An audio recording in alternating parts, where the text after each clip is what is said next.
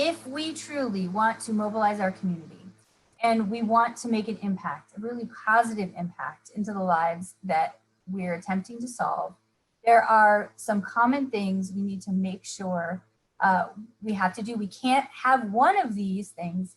Success requires all of them. So think about your own work that you're doing and your own efforts that you're trying to move forward, and do a mental self-check. Kind of look at all of these different things and ask yourself, how are we doing on these things? So down at the bottom, well, we need interventions that work. So essentially we've got our current state and our desired future state.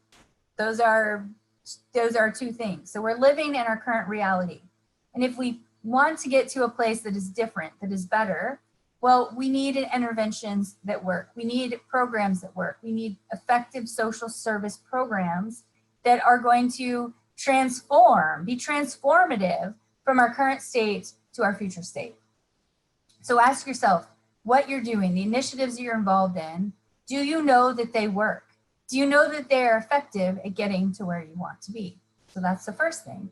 And you're going to need to be able to communicate how effective and impactful your interventions are, your programs are, to your donors and funders. And depending on how you are funded, that could be through individual giving, that could be through grant writing, it could be through, if you're a government entity, maybe you have to convince the legislature to appropriate funds.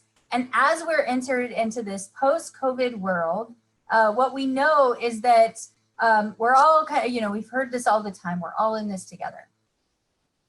But the reality is, as businesses have had to shut down and as businesses have had less revenue coming in, what that means is that there's then less revenue going to our state and local government entities, which means that they will likely have less money to give to the nonprofits. And so we're going to need our donors and our individual givers and our community entities to mobilize and to be advocates and to be, kind of your saving grace, if you will, during this period, because maybe the traditional government funding sources will not be as available as they were in previous years.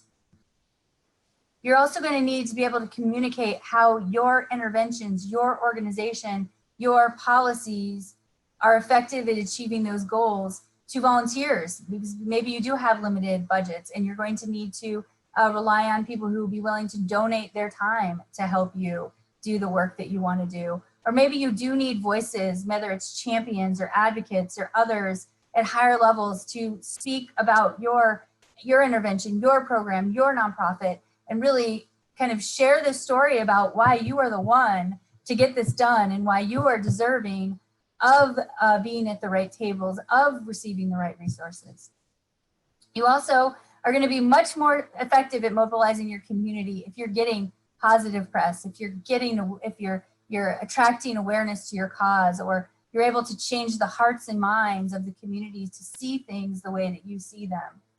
You're also probably going to need a voice at the policy level, maybe not up at the federal level, but at any level, any policy level that you might play in. It could be your local city government. It could be just the, especially as we think about the structural racism that we're all looking at now and trying to figure out how do we create more inclusive communities. Maybe the policy level just has to start in your own community, with your own businesses, with your own organizations, with your own churches, and really asking yourselves, what is it, how can I, as an organization, change my policies to be more inclusive and to really help address some of these problems?